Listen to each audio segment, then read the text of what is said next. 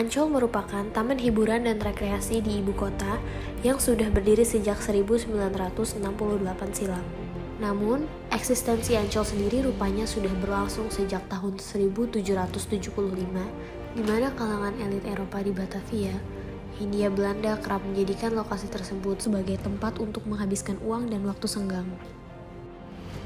Nama Ancol berasal dari kondisi Laut Jawa di Nusantara pada masa penjajahan Belanda.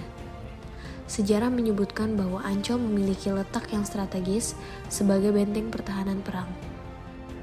Sehingga, wilayah tersebut dijadikan medan perang antara pihak Belanda dan Indonesia. Pasca kemerdekaan Indonesia, tepatnya pada 1965, Presiden Soekarno menunjuk Gubernur DKI Jakarta kala itu, Dr. Haji Sumarmo Sosroatmojo, untuk menjadi pelaksana pembangunan dan pengembangan daerah Ancol, guna mengembangkan wilayah tersebut sebagai destinasi wisata terpadu oleh pemerintah Provinsi DKI Jakarta. Dengan menunjuk perusahaan swasta sebagai pengelola, yakni PT Pembangunan Jaya. Selain itu, Ancol termasuk salah satu lokasi atau kawasan dari sebuah objek vital nasional, karena perannya sebagai kawasan wisata dan sebagai aset, juga bentuk peningkatan terhadap sektor perekonomian negara. Dijadikan sebagai destinasi wisata yang paling diminati masyarakat untuk berekreasi, selalu meningkatkan standar pelayanan untuk menjamin keamanan dan kenyamanan pengunjungnya. Menyadari bahwa sumber daya yang ada merupakan aset terbesar bagi pertumbuhan bisnis perseroan, PT Pembangunan Jaya Ancol memfokuskan pada pengelolaan dan penguatan sumber daya yang dimiliki untuk menciptakan nilai yang berkelanjutan, yang dimana perseroan dalam hal ini dengan melaksanakan dan mengembangkan pantai timur Ancol sepanjang 3,4 km yang akan mengubah bagaimana citra pantai Ancol Taman Impian menjadi nuansa pantai yang indah dengan fasilitas modern. Karena hal tersebutlah yang membuat Taman Impian Jaya Ancol dijadikan sebagai objek vital nasional, yang dimana pantai Ancol juga merupakan sumber pendapatan negara yang bersifat strategis.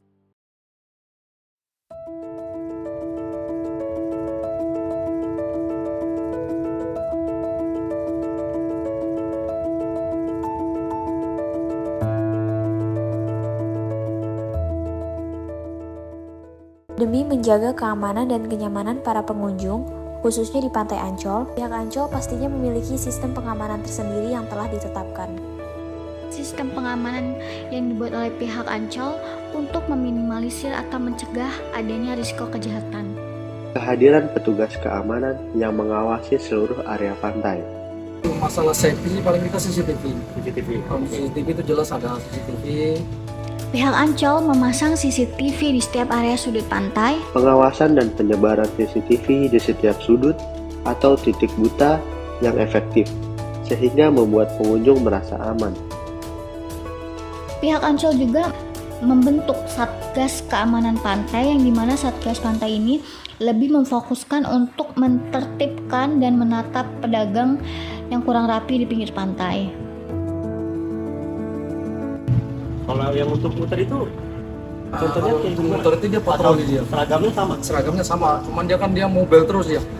Jadi dia per sejam sekali dia keliling pakai motor, pakai cek motor. kantong parkir, kantor apa segala macam semua. Jadi dia ngecek seluruh area. Seluruh. Pokoknya dari ujung ke ujung dia muter. Ya kalau untuk ini sih per sejam sekali. Per sejam sekali muter. Iya, muter. Jika pengunjung kehilangan barangnya, pengunjung bisa melaporkan kepada lifeguard atau pengawas pantai, yang dimana pengawas pantai ini ada di sepanjang jalan pantai ini.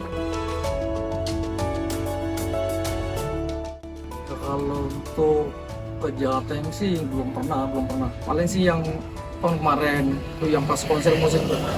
Oh ya kan namanya konser musik kan udah sering lah, biasa lah nyenggol. Ya. Namanya orang musik, ambil joget-joget apa kan kesenggol. Ya biasa, itu udah biasa. Jadi pas di lingkungan konser itu ya.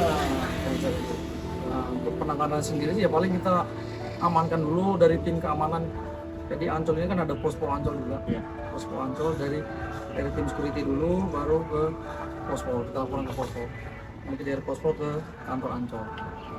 Jadi kan kita bidangnya kan beda, security sama polisi. Nah, paling kita amankan ke pos dulu, ke posko.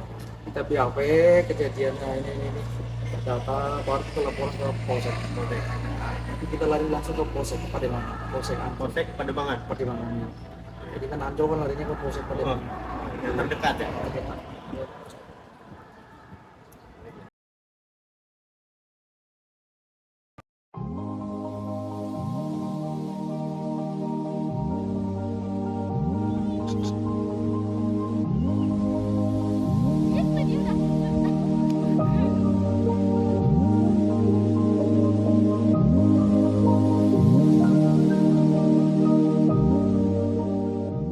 Petugas keamanan Ancol juga melakukan patroli rutin di sekitar pantai, taman, dan tempat-tempat umum lainnya. Hal tersebut sangat membantu untuk menciptakan kehadiran yang menakutkan bagi calon pelaku kejahatan. Kemudian, strategi pencegahan kejahatan yang dilakukan oleh pihak Ancol adalah sosialisasi keamanan kepada pengunjung, yaitu dengan cara mengedukasi pengunjung tentang tindakan pencegahan kejahatan, mengingatkan kepada para pengunjung Ancol untuk menjaga barang berharga dengan aman, tidak meninggalkan barang berharga di kendaraan, dan tetap waspada terhadap lingkungan sekitar. Beberapa himbauan tersebut diberitahukan menggunakan pengeras suara yang tersebar di bibir pantai Ancol.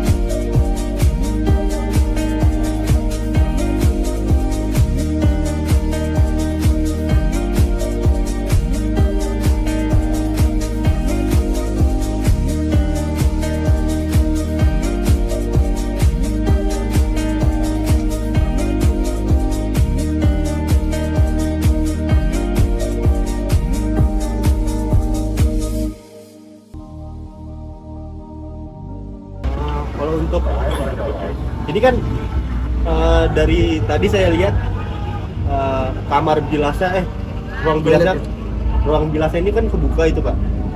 Kalau untuk yang banyak anak-anak kecil gitu kan, yang mohon maaf ya udah gitu nggak pakai busana segala macam karena ya dihitung masih kecil, tapi kan orientasi seksual orang kan beda-beda ya. Beda. Nah, kalau ada pernah kejadian nggak sih Pak pencabulan gitu? Kalau pencabulan sih belum pernah. Belum pernah iya. Jadi kan di sini kan maksudnya namanya tempat wisata kan orang udah paham lah tempat wisata. Jadi kan yang paling anak-anak kecil untuk yang kayak udah ukuran SMP ya. Paling yang tertutup. Nah, paling yang umur yang 11 tahun.